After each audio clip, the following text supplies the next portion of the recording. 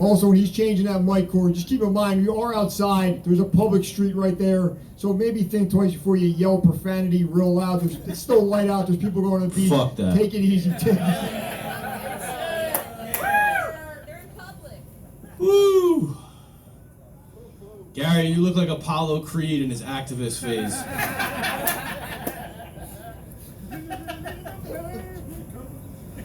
Liam, did you spray paint the front of an N95 mask black? No, that came like that. It came like that? Shut the fuck up. Look, if I spray painted it, this part wouldn't be that way. Oh, Jesus Christ. I feel like all the Antifa kids were the kids that had ADD in high school and got 2 hours to take the test extra and still failed because they're fucking losers. And I feel like all the Proud Boy kids were like the dudes that gelled their hair after gym, you know? And now they're 27 with 3 kids that they don't take care of, trying to catch a domestic violence case just so they can get the bitch out of their trailer. Parlez-vous français? Eh? I tried to learn French. I don't speak French. I was removed from a French class in 10th grade for premeditated flatulence. I came into class one day just real hot in the tuchus. I still wish I could recreate what it was that I had eaten. And I'm normally the kind of guy just lets it fly, you know, there's really no shame in my game, but this was so bad that I was a little uncomfortable. But by like 4th period, this fucking cocksucker, Alex Cabasso, had figured it out, you know, he got all Magnum PI on it, and he was like, wait a minute. So it became this thing in class. They made me eat in the bathroom. I couldn't stay in the cafeteria during lunch. They had heard about it. I got to French class, 6th period. There was this girl that I sat next to that I was trying to make a move on for like the entire semester. What are you gonna do, right? You gotta get out in front of it. So I came in and I said, yo, I'm gonna rip the nastiest fart that you've ever smelled in your entire life. And I did. And the teacher got very upset with me and she took me outside of the class to reprimand me. And while I was out there, I let another one go. And a week later, I had a meeting with the principal of discipline and both of my parents because I was about to get suspended.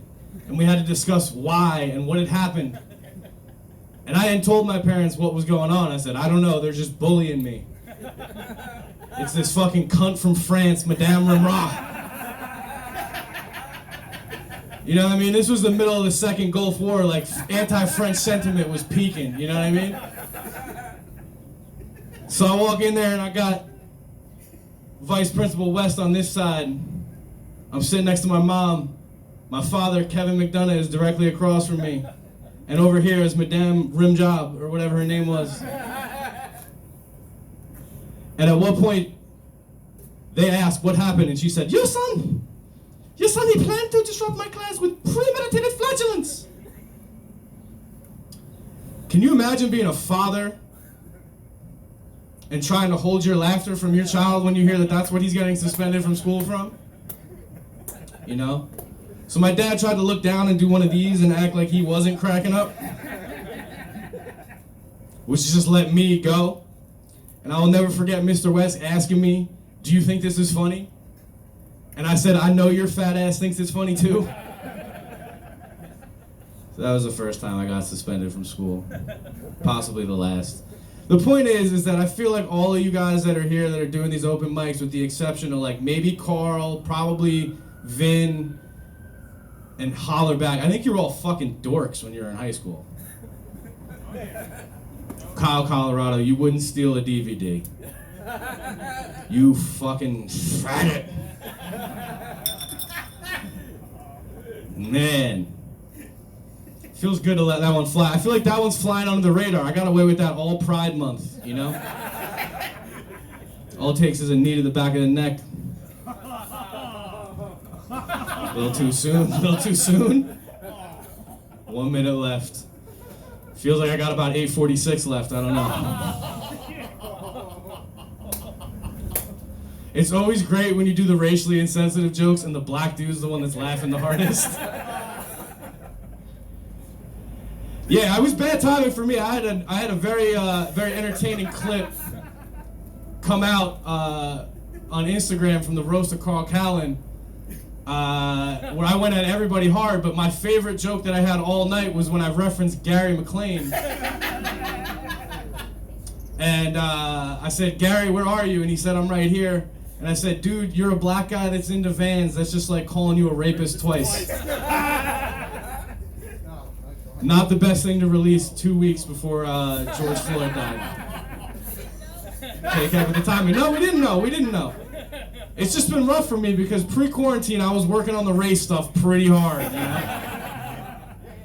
I had a dream that one day a stringy white-haired bitch named Karen will be left to fend for herself. The point is that white absentee fathers have done more to bring us together than Martin Luther King ever could have. All right, that one, I still find that the best joke ever, but that one doesn't work so well.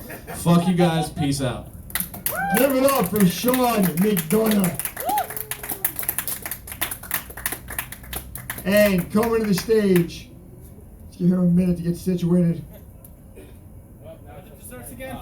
What's that? What are the desserts again?